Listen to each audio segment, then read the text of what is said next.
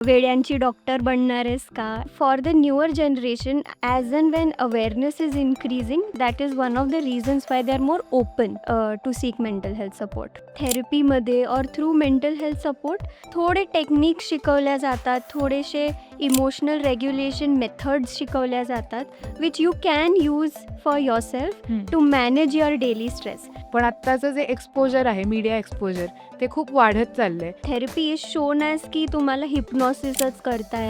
आत्ता recent content it has started becoming more realistic, की therapy actually कशी असते लेबल केलं जातं की this is OCD, he is a psychopath.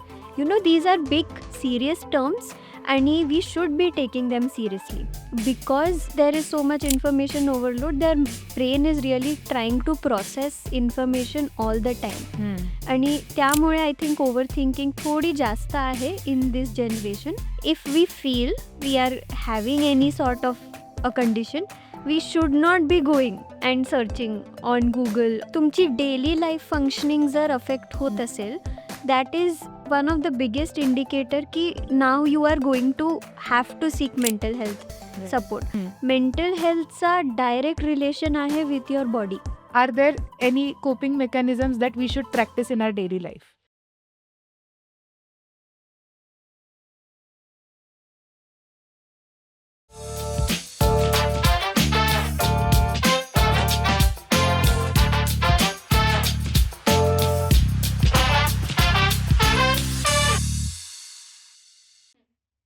Hello and welcome to the second episode of let's talk taboo. एक असा podcast जिथे 2 पिढ्यांमधला संवाद घडवून आणण्याचा आम्ही प्रयत्न करत आहोत about the topics which are unspoken in Indian families. I am your host Sai Joshi and today we are going to discuss about perceptions and stigmas surrounding mental health. So आजचा जो एपिसोड आहे it is sponsored by Affinity counselling. Affinity is based in Pune आणि individual, family, child counselling हे ॲफिनिटी करतं आणि safe आणि supportive environment निर्माण करणं इज देअर एम. आणि या रिलेटेड मदत किंवा जास्त माहिती तुम्हाला ॲफिनिटीची हवी असेल तर त्या सगळ्या लिंक्स मी डिस्क्रिप्शनमध्ये दिल्या आहेत. त्याच्या रिलेटेड कॉन्टॅक्टसुद्धा आहेत. सो ते नक्की सगळ्यांनी जाऊन बघा. आणि मेंटल हेल्थ असा विषय बोलत असताना आज आपल्याकडे ज्या गेस्ट आल्या आहेत त्या Shreya Mulchandani ma'am. She is an RCI registered clinical psychologist. She is currently working with Vidula Psychological Consultancy. She enjoys working with both adults, children as well as family and couples. आणि या व्यतिरिक्त एक वेगळी ओळख म्हणजे त्या फ्रेंच ट्रेनर आहेत. So she teaches French in her free time. So welcome Shreya ma'am to our podcast. मी तुम्हाला प्रश्न विचारायला सुरुवात करते. मेंटल हेल्थ असं म्हणल्यावर एक काही मिसकन्सेप्शन्स और stigma related to it. So as a therapist what do you think about it? आणि म्हणजे पीपल आपल्याला जर फिजिकली आजारी वाटत असेल तर आपण डॉक्टरकडे जातो, वी सीक फॉर हेल्प. पण इन मेंटल हेल्थ असं होतं की how do we go to a therapist किंवा हाऊ डू वी अप्रोच? त्याच्याशी रिलेटेड खूप स्टिग्माज आहेत. So what do you think about it? Well, certainly असे खूप stigma is present in our society and more commonly असं मानलं जातं की people who are suffering from mental illness or have any sort of a condition are usually considered as weak, or they are considered as something is seriously wrong with them, they are not okay. Sometimes people also think that they are very harmful, if Right. they can also be very violent. So that ways there is a lot of stigma associated to mental health. Other than that, I feel there are other barriers also to seeking mental health services. Like in our country, there are very few people who are qualified, either as psychiatrists or as clinical psychologists, counselors, social workers, all mental health professionals. There are very few mental health professionals that are actually catering to the mass of the population. Right. So I think accessibility is an issue. And other than that, therapy in general is thought of as something which is for the elite, or it is considered as something for the rich people only. Right. So again, that is another barrier to seeking mental health service, is what I feel. Okay. So मला पुढचा प्रश्न ह्यालाच जोडून विचारायचा आहे की as you said की it is considered for elite. So how can it be available to everyone. म्हणजे एक अश्युरिटी आपण देऊ शकतो as you are a mental health professional. So ह्याला पुढे एक जोडून की when people are pursuing something related to psychology, म्हणजे कॉलेज लेव्हलला किंवा टीनेज लेव्हलला, इट इज ऑफन सेड की अच्छा तू वेड्यांचा डॉक्टर बनणार आहे का पुढे जाऊन. सो हे बोलणं खूप चुकीचं आहे, बिकॉज इट क्रिएट्स की मग स्वतःबद्दलची पण इमेज असं होतं की अच्छा मी हे करणार आहे का. सो या रिलेटेड स्टिग्मा कसे केटर करू शकतो? Um, Certainly. I mean, even when I was studying psychology, I have heard this a lot. आणि खूप लोक असे बोलायचे की यू आर वेड्यांची डॉक्टर बनणार आहेस का. And certainly that is definitely what it is. But I think the way to go about it is by telling people or explaining to them, at least as a psychology student or as a mental health professional, that you are what therapy is. You are there in therapy to seek help, and you are going to be taught certain life skills like emotional regulation, like anything else, to help you manage mental health conditions. So it's not something that is for only somebody who's not being able to be treated, but this is for everyone and anyone who wants to improve their mental health. सो मला असं विचारायचं होतं की our generation, we are talking about intergenerational conversation in our podcast. तर आमची जी generation आहे, we are more open to mental health. म्हणजे आम्हाला असं होतं की खूप एक्सपोजर आहे किंवा त्याच्याबद्दलचा अवेअरनेस थोडासा आहे. त्याच्यामुळे we are more likely to seek mental health related help. पण आमचे जे आई-बाबा आहेत किंवा मोठी जनरेशन आहे, त्यांच्यासाठी it is a newer concept. त्यांनी त्यांच्या आयुष्यात म्हणजे मेंटल हेल्थसाठी एका प्रोफेशनलला सीक करणं is a very different thing rather than us doing that. So दोन्ही जनरेशनमधले ॲटिट्यूड्स आणि सगळ्या ज्या गोष्टी आहेत, त्याच्याशी कसं डील करता तुम्ही? सर्टनली ओल्डर जनरेशन्स जे आहेत त्यांना बॅरियर्स जास्त असतात, कारण नॅचरली तेव्हा स्टिग्मा जास्त होता about mental health. So again like I said, आधी mental health was considered as something for the elite either, or it was considered something for people who are severely disordered. So त्यांना naturally जास्त difficulty व्हायची. But for the newer generation, as and when awareness is increasing, त्यांना जास्त easy पडतं आहे, त्यांना जास्त concept समजतं आहे, and they are more open to understanding and exploring what the difficulties are, and they also want to cater to their needs. Secondly, what I feel is this generation is more exposed to mental health conditions or issues. So because there is increased anxiety, there's a lot of pressure, societal, academic, job related stress. बरोबर. So because of all this, त्यांना they want to seek help, they want to resolve their issues, and that is one of the reasons why they are more open to seek mental health support. So as you said की एक्स्ट्रीमला गेलं की त्याला treat केलं पाहिजे असं लक्षात येतं. पण एखादी गोष्ट एक्स्ट्रीमला गेल्यानंतर ती ट्रीट केली पाहिजे असं नाही ना.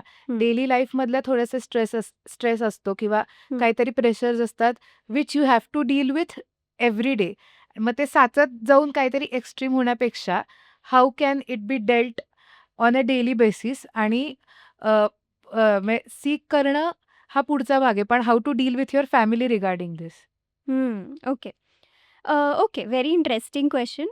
How to deal with it by yourself? आधी तर like we say थेरपीमध्ये or through mental health support एक थोडे टेक्निक शिकवल्या जातात, थोडेसे इमोशनल रेग्युलेशन मेथड्स शिकवल्या जातात, which you can use for yourself to manage your daily stress. आता स्ट्रेस लेवल्स खूप जास्त वाढलेत recently in our daily life. So to manage that stress, you have to have some techniques, some resources. So it is very important to use that in your daily routine. आणि when it comes to family, की फॅमिलीला कसं आपण explain करू शकतो. So again त्यांना it's very difficult to understand for them also.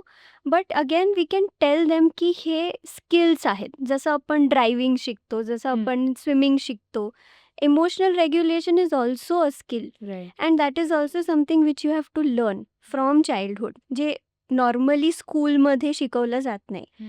So again for that you have to seek some mental health guidance or support. Right. खूप interesting answer आहे हे. मला ह्याच्यावर थोडंसं पुढे जाऊन असं विचारायचं आहे, की फॅमिलीचा एक ॲस्पेक्ट झाला. पण आत्ताचं जे एक्सपोजर आहे, मीडिया एक्सपोजर ते खूप वाढत चाललंय आणि with the beginning of OTT platforms किंवा खूप कंटेंट जो आपल्याला कन्झ्युम करता येतोय, त्याच्यात मग मेंटल हेल्थ रिलेटेड ओपननेस जो आलेला आहे किंवा काहीतरी अशा स्टोरीज किंवा अशा डॉक्युमेंटरीज ज्या मेंटल हेल्थ रिलेटेड आहेत किंवा सायकॉलॉजी थ्रिलर्स बेस्ड अशा आहेत. सो ह्याच्यामुळे मेंटल हेल्थबद्दलचा ओपननेस किंवा अवेअरनेस वाढतोय का? I will say mixed response आहे ह्याच्यासाठी. अवेअरनेस डेफिनेटली वाढती आहे, but if it is the right kind of awareness that we have to keep in mind. See, because content जास्त आहे, बिकॉज लोक जास्त थेरपीबद्दल बोलतायत, ट्रीटमेंट सीक करतायत, it's helping them to be more aware की अशा रूट्स अवेलेबल आहेत. This kind of help is available for us. But if the content that is talking about it, if it is actually portraying therapy in the right way or even mental health service in the right way, we have to be very vigilant of it. कधी कधी mental health सर्व्हिसला, mental health कंडिशन्सना खूप violent आहेत त्या patients असं दाखवलं जातं, which is often not true. So what kind of content we are consuming and the validity of that content, ते आपल्याला नक्की we have to be very careful about it. Right. मग ह्यालाच पुढे की या सगळ्या कंटेंट कन्झम्पशनमुळे काही स्टिरियोटाइप्स आपल्या मनात बिल्ड होतात का? फॉर एक्झाम्पल, मी कधीच थेरपीला गेले नाहीये आणि मी काहीतरी कंटेंट पाहिलाय. सो माझ्या मनात एक परसेप्शन तयार झालं, okay, this is how it is dealt with. So असे स्टिरियोटाइप्स तयार होतायत का? हो, डेफिनेटली तयार होत आहेत. समटाईम्स थेरपीमध्ये I mean therapy is shown as की तुम्हाला हिप्नॉसिसच करताय किंवा काहीतरी you know with that pendulum, I don't know. There are many different portrayals of therapy. आत्ता recent content, I think in the last 2 or 3 years it has started becoming more realistic की therapy actually कशी असते, that is starting to be shown, which is a good thing. But कधी कधी because of the way it has been shown, असं misconceptions तयार होतात की therapy is dealt with in this way, which is not really true. And also the way patients are shown, त्यांच्यासाठीही it gets scary sometimes that if I will be dealt with in this way, it is going to be difficult for me. Right. It might be unethical also at times. So yeah, it's a little scary, so it can create misconceptions. So for example, थोडेसे movies आत्ता जे recently बनलेत, like Adolescence, and there was one movie called Silver Linings Playbook. That is also very nice movie depicting how therapy really is. And that is how we should be actually portraying how a therapist is, ते काय करतात exactly सेशनमध्ये, instead of misleading the audience की काय होतं. They might be showing some past life regression, or I'm not saying that is not done, but usually that is not a strict clinical approach जी follow केली जाते. Okay. So आपण मीडियाबद्दल बोललो, पण आता let's come to social media. Social मीडियामध्ये असं आपल्याला दिसतं की there are memes talking about mental health. म्हणजे मीम्स किंवा जोक्स असतात जे इझिली आपल्याकडे शेअर होतात किंवा असं त्याच्यावर चर्चा होते. सो मला असं विचारायचं आहे की does this make mental health a topic to be talked about easier, का ते त्याच्यामुळे आपला सिरियसनेस जातो त्याच्याकडे बघण्याचा? म्हणजे it is a serious thing की कोणाला तरी मेंटली बरं नाही वाटत आहे किंवा ही नीड्स हेल्प, पण असे काहीतरी जोक्स केल्यामुळे त्याचा सिरियसनेस जातो असं वाटतं का तुम्हाला? सर्टनली खूप लाईटली घेतलं जातं हे, when we are making memes, when we are sharing stories about this. Sometimes the condition might not even be that hmm. Serious in the general population, hmm. पण त्यांना लेबल केलं जातं की this is OCD, right. this is he's a psychopath. These are big serious terms and we should be taking them seriously. And secondly, I feel की problem ह्याच्यात अशी होते की ज्यांना प्रॉब्लेम आहे खरंच, हम्म. who are actually struggling, we might run the risk of demeaning their struggles बरोबर. or invalidating what they are really feeling. हम्म. So that is something that is a major risk of trivializing or normalizing these terms. Right. So for example, खूप लोक आजकाल if they feel a little low hmm. किंवा असं थोडंसं sad वाटलं तर normally असं बोललं जातं की I am very depressed, hmm. Right? But that is not really true. Depression is खूप सिरियस असतं ते, आणि त्याचे खूप क्रायटेरियाज असतात to be able to qualify for a diagnosis of depression. Hmm. Like for example, at least 2 to 3 weeks you have to have consistent low mood, हम्म. किंवा असं एक लॅक ऑफ इंटरेस्ट किंवा एक लॅक ऑफ प्लेजर वाटायला लागतं from things that actually made you feel happy hmm. Some time back. किंवा कधी कधी खूप बिहेवियरल चेंजेस पण दिसतात. फॉर एक्झाम्पल थोडीशी रेस्टलेसनेस येते, थोडेसे एन्झायटी फीचर्स येतात, किंवा कधी कधी फिजिकलीही खूप चेंजेस दिसायला लागतात. बरं. फॉर एक्झाम्पल ॲपेटाईट कमी होऊ शकते, किंवा सडन लॉस ऑफ वेट होऊ शकतं. सायकोमोटर किंवा मूव्हमेंट्स जे आपण म्हणतो तिथे स्लोनेस एक यायला लागते. So depression as a condition is a very serious thing. Hmm. ह्या सगळ्या गोष्टी आल्यानंतरच we can say that they have person certain is depressed असं. depressed. Exactly. Right. So I don't think ki using these terms casually is going to help. हम्म. आपल्याला थोडंसं careful राहावं लागेल की when and where we are using it, हम्म. and we have to try not to trivialize those people जे actually suffer करतात. So ह्याला रिलेटेड थोडासा एक वेगळा प्रश्न की वेन यू से की आपल्याला ते केअरफुली यूज केलं पाहिजे. सो जेव्हा आपल्याकडे पियर्समध्ये किंवा फ्रेंड्समध्ये डिस्कशन्स होतात या गोष्टीं related, everyone is not aware about the topic. पण आता एखादे आर्ट स्टुडंट असेल, फॉर एक्झाम्पल आम्ही सायकोलॉजी शिकलोय, सो ह्याच्याबद्दलचा बेसिक अवेअरनेस किंवा माहिती आमच्याकडे आहे.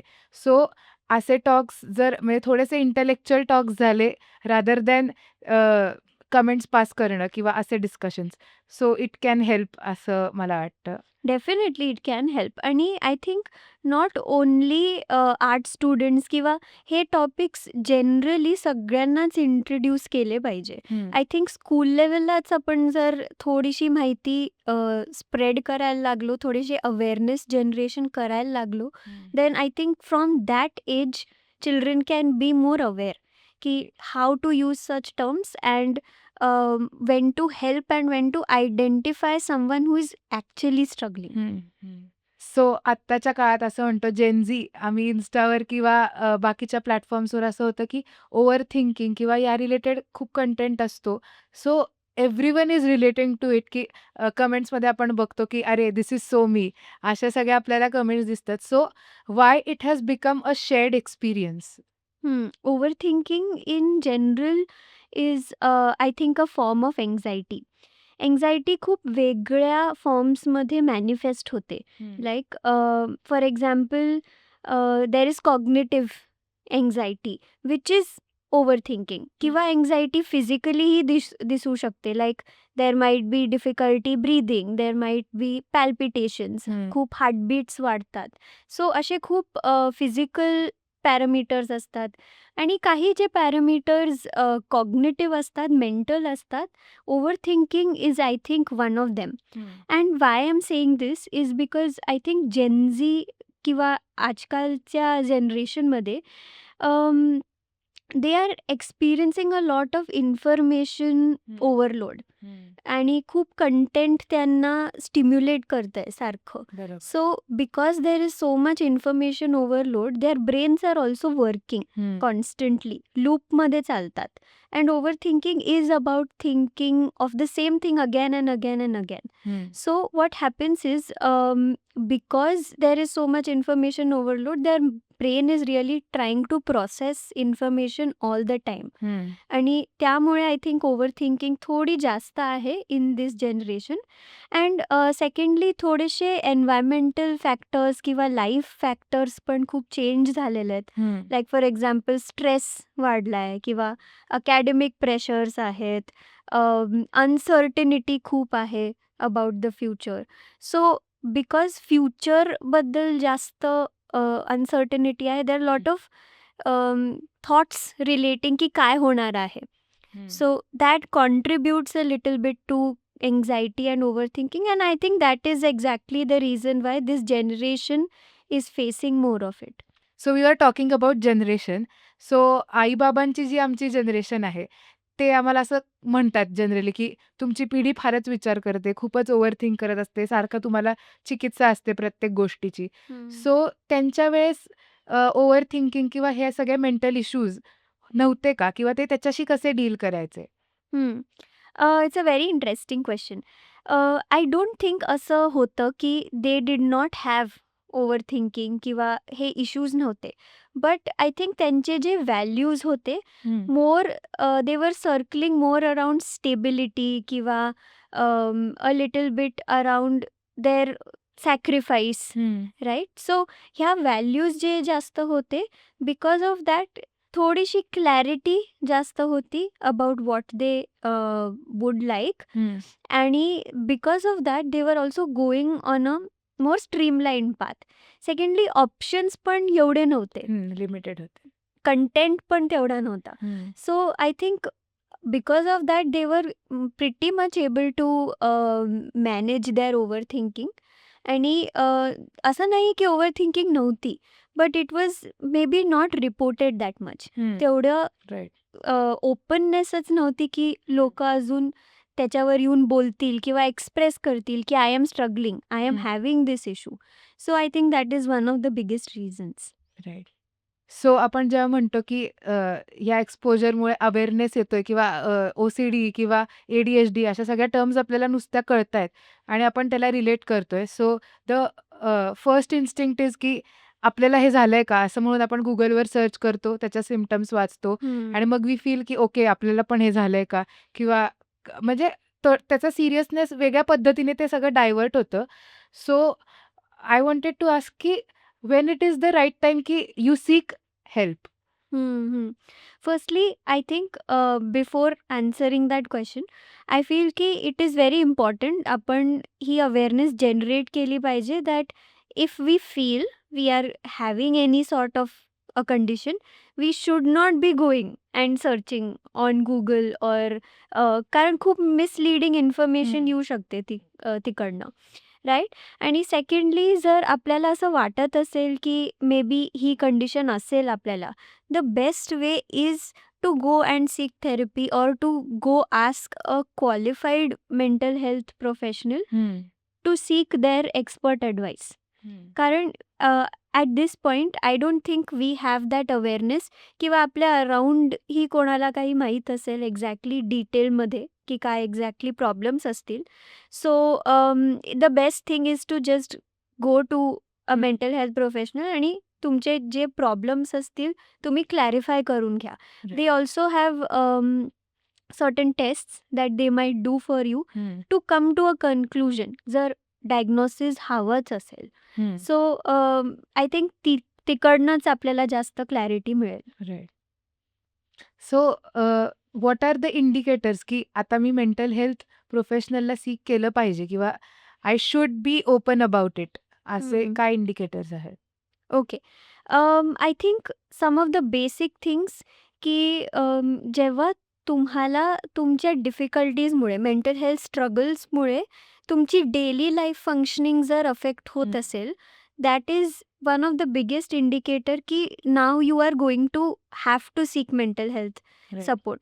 फॉर एक्झाम्पल तुमची स्लीप अफेक्ट होतीये, तुमचा डाएट अफेक्ट होतोय, एक्सरसाइज रुटीन काही बसत नाहीये, और अटेन्शन कॉन्सन्ट्रेशनमध्ये त्रास होतोय किंवा कन्सिस्टंटली परसिस्टंटली त्या सेम सिम्पटम्स रिपीट होत राहत आहेत, that is one of the biggest indicators that you have to go seek mental health support. आणि ह्या डिफिकल्टीज वेगळ्या एरियाजमध्ये होतात. हं. As in not just your personal life but also वर्कमध्ये काही इम्पॅक्ट दिसत असेल हं. किंवा अकॅडमिक्समध्ये काही इम्पॅक्ट दिसत असेल किंवा your social life might be impacted. So all of these factors show that you should now seek mental health support. Right. And even before that म्हणजे मेंटल हेल्थ प्रोफेशनलला सीक करण्याच्या आधीसुद्धा are there any healthy coping mechanisms to just keep your mental health better? म्हणजे आपण स्वतःच्या शरीराची जशी काळजी घेतो, की गार खायचं नाही, सर्दी खोकला होईल. तसं are there any coping mechanisms that we should practice in our daily life? So many mechanisms are there. I think आधी तर like I have previously said emotional रेग्युलेशनची एक स्किल शिकायला पाहिजे आपल्याला. And secondly it also depends की काय difficulties होतात. सो फॉर एक्झाम्पल जर ओव्हर थिंकिंग खूप जास्त होत असेल then for that there are certain things you can do like restricting किंवा एक स्वतःसाठी टाईम लिमिट सेट करणं की मी ओव्हर थिंक करीन और even if I want to worry about something मी फक्त ह्या टाईममध्ये वरी करीन. That is called as worry time. So other than that you are not going to worry about anything. or else journaling is one way to really help yourself. कधी कधी 3-3-3 rule वापरतो आपण that anything that is not going to be useful beyond 3 months or 3 years or 3 weeks, I am not going to worry about that. So there are many techniques which you can use to help yourself, some healthy coping mechanisms, but I think for that also it requires you to understand की तुमची struggles काय आहेत and accordingly त्या techniques suggest केले जातात. Okay.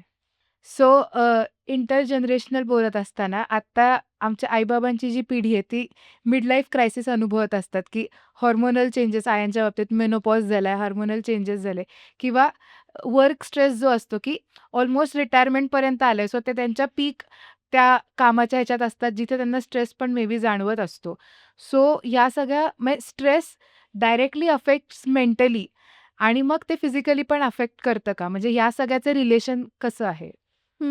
So definitely stress has a huge impact on your mental health. Mental हेल्थचा direct relation आहे with your body. So असं खूप रिसर्चेस पण दाखवतात that a lot of stress can directly have an impact on lifestyle diseases like blood pressure किंवा diabetes किंवा it also increases the likelihood of heart conditions. That is also there. And other than that stress खूप basic गोष्टी, खूप basic ऑर्गन्सला पण impact करतं. Like your face, your skin, ॲक्नेचे chances जास्त असतात. और there is something called as gut brain axis which is basically your brain's connection with your gut. So खूप गट इश्यूज पण असतात if you are experiencing extreme anxiety और extreme stress. So clearly stress has a direct impact on your body. आणि I think one way to really help people is की आपण awareness generate केली पाहिजे. ही जी information आहे आपल्याकडे अँड वी नो की health is impacted because increased stress, तर ही इन्फॉर्मेशन आपण स्प्रेड केली पाहिजे specially to our parents and older generations. कारण त्यांना ही माहिती असली पाहिजे की because stress is increasing how it will impact their body. So त्यांना स्ट्रेस मॅनेज करणं शिकवलं आपण तर it will be more helpful for them to maintain their physical health also. Right. So काय कॉमन स्टिग्माज आहेत which revolve around mental health? Actually in my practice खूप वेगवेगळे types of stigmas I can say I have seen. पहिले तर एक fear of judgement खूप असतं लोकांमध्ये की जर मी मेंटल हेल्थ सपोर्ट सीक केलं किंवा मी थेरपिस्टकडे गेलो तर म्हणजे लोक काय बोलतील और how will they perceive me. So माझ्याकडे एक फॅमिली पण आली होती and the child was the one who was the client आणि they would always after every session tell me की प्लीज कोणाला सांगू नका, प्लीज ह्या डिटेल्स कोणाला शेअर करू नका. कारण असं आम्हाला भीती आहे की त्याचं लग्न होणार नाही. So they worry a lot about being judged because they might be going through such a condition. But that is not really true. I mean, तुम्हाला जर पोट दुखत असेल, डोकं दुखत असेल, तर does that mean you will not get better? So हा पॉप्युलर मिसकन्सेप्शन पण आहे की if you have mental health condition you will not get better. Secondly दुसरा कन्सर्न असा असतो की मेंटल हेल्थ प्रोफेशनलकडे गेल्यानंतर you will only be given medicines which is not really true. आणि मेडिसिन्स घ्यायला खूप घाबरतात लोक बिकॉज त्यांना वाटतं की खूप साईड इफेक्ट्स असतील मेडिसिन्सचे. पण in fact that is very untrue. आजकालच्या मॉडर्न मेडिसिन जी डेव्हलपमेंट झाली आहे there are not really very significant side effects. आणि जर काही रेअर केसेस असतील जेव्हा साईड इफेक्ट्स होतात they are very much manageable. So that is a big myth around mental health. Secondly असं आहे की if you have a mental health condition only then you should go and seek therapy, which is not really true. Therapy is for any and everyone who even sees a potential to grow. So precautionary measures पण असतात in therapy. So if you will face a stress किंवा तुम्हाला माहिती आहे you are going to go through a stressful period like say marriage or having a child or any major shift in location or relocation, that can also be helped. So in therapy you will be prepared about how to manage stress better when you go through a difficult phase. Next issue हा असतो की if we go and share something तर ते spread होईल किंवा दुसऱ्या कोणाला कळेल.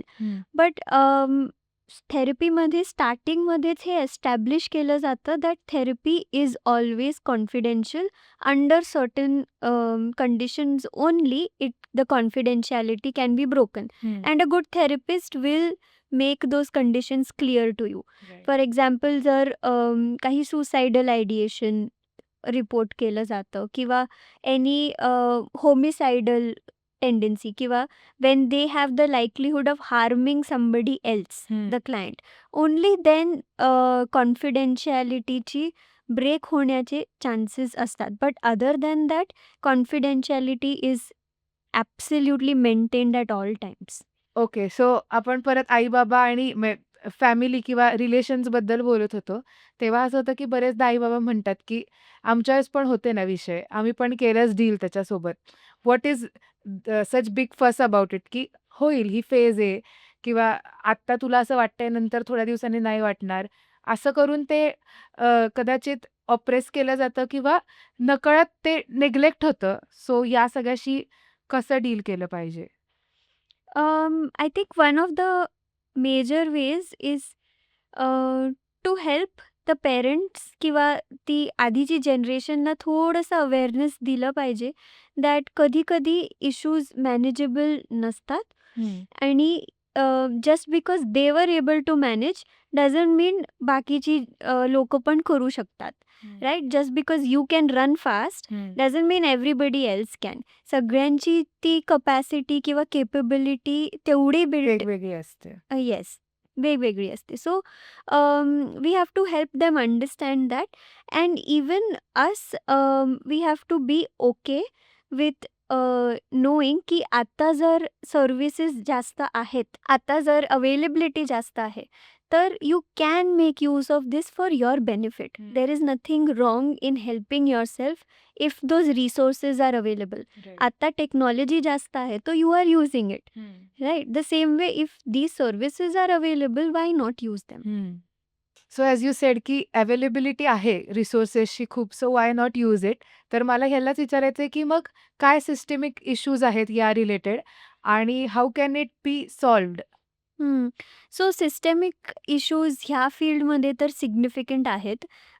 Firstly I think number of qualified professionals जे आहेत ते खूप कमी आहे. As far as I know per 1 lakh people you have 1 or 2 psychologists, which is a very sad number. कारण जेवढे मेंटल हेल्थ इश्यूज आहेत तेवढे सायकॉलॉजिस्ट केटर नाही. करूच शकत हम्म. नाहीत. Hmm. That is another issue.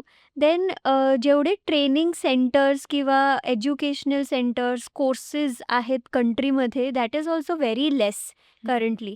So actually जेवढे लोक क्वालिफाय करू शकतात that is only less. Hmm. Then I think affordability थोडीशी प्रॉब्लेमॅटिक आहे, is what the general public also feels. पण I think the way to resolve this is गव्हर्मेंटला किंवा policies आपल्याला थोडे बदलावे लागतील, where government is including insurance for mental health services like it is there for other conditions, physical conditions. ह्या एरियामध्ये पण insurance has to be encouraged for people to seek support faster. Right. खूप खूप important point आहे actually हा. Another thing की it's not an issue, systemic issue, but it's just an observation की ह्या फील्डमध्ये जास्त फिमेल थेरपिस्ट्स आहेत. अँड समटाईम्स आणि may be a lot of them are young also. Right. So sometimes what happens is older जनरेशनला younger थेरपिस्टला approach करणं थोडंसं डिफिकल्ट वाटतं, because they feel they might not understand their struggles. किंवा कधी कधी फिमेल थेरपिस्ट असल्यामुळे मेल क्लायंटेल किंवा male population might feel a little awkward. So I think हे थोडंसं आपल्याला एनकरेज केलं पाहिजे की अदर इवन मेल जेंडर्स और other people can become qualified mental health professionals and good ones. Right. So आता आपण मेंटल हेल्थ रिलेटेड मिथ्स बद्दल बोललो किंवा स्टिग्मास बद्दल बोललो. So let's come to fact. थेरपीमध्ये ऍक्च्युली होतं काय, म्हणजे what is therapy about? Right, very important question. And I think अजूनही खूप लोक विचारतात, can you read our mind as a clinical psychologist or as a counselor? So I will say definitely 100% not. We can never be able to read your mind. Your therapist will be able to understand you when you share your personal details, when you share what is in your mind with them, but they will never be able to read your mind. So they can understand, they can empathize with you where you are, but it's never going to be that they will know what you are feeling unless you communicate it to them. Right. Therapy मध्ये basically a general therapy session is going to be where you are going to be listened to. You will be able to share, you will be feeling that you are understood. That is one of the major factors. Right. And after a point, therapist will help you to work on both your emotions and your behaviors. आणि कधी कधी cognitive work पण होतं, where you are helping yourself with the thoughts also. Right. Additionally therapist might teach you a few techniques जे तुम्हाला ह्या सगळ्या गोष्टी करायला हेल्प होते. अँड आय थिंक हे पण क्लिअर झालं पाहिजे की therapy is not just individual therapy, वेगळ्या फॉर्म्स पण असतात. There is couples counselling, there is group therapy, there is family therapy. So जर तुम्ही ह्या एरियाजमध्ये स्ट्रगल करताय, then you can definitely go and seek help and support for these specific issues as well. Right. Right. Thank you ma'am, तुम्ही actually आमच्या एपिसोडमध्ये आलात आणि खूप छान माहिती दिली. म्हणजे मेंटल हेल्थ किंवा taboo related to mental health असं म्हणत असताना एक्सपोजरमुळे खूप अर्धवट गोष्टी माहिती असतात, पण जे टेक्निकल डिटेल्स आहेत किंवा एक थोडंसं त्याबद्दलचा कम्फर्टिंग एन्व्हायरमेंट निर्माण करण्यासाठी तुम्ही आम्हाला आणि आमच्या सगळ्या लिसनर्सना सुद्धा हेल्प केलं. So thank you so much for coming to our podcast. Thank you so much for inviting me, and I would really like to appreciate you all because खूप important मुद्दा आहे हा, and you are actually trying to debunk the myths around mental illness by making this podcast. So I am really happy that this is happening. Thank you. So let's talk टॅबूच्या दुसऱ्या एपिसोडमध्ये आपण mental health आणि त्या related सगळ्या मिथ्सबद्दल खूप छान चर्चा केली आणि मॅमकडनं खूप इन्साइटफुल गोष्टी ऐकल्या. तुम्हाला आजचा एपिसोड आवडला असेल तर आमच्या चॅनलला लाईक, सबस्क्राईब करा आणि हा व्हिडिओ जास्तीत जास्त लोकांपर्यंत शेअर करा. आणि अजून असे काही टॅबू टॉपिक्स घेऊन आम्ही पुढच्या एपिसोड्समध्ये पण तुमच्या भेटीला येणार आहोत. त्यामुळे स्टे ट्यून्ड. Thank you.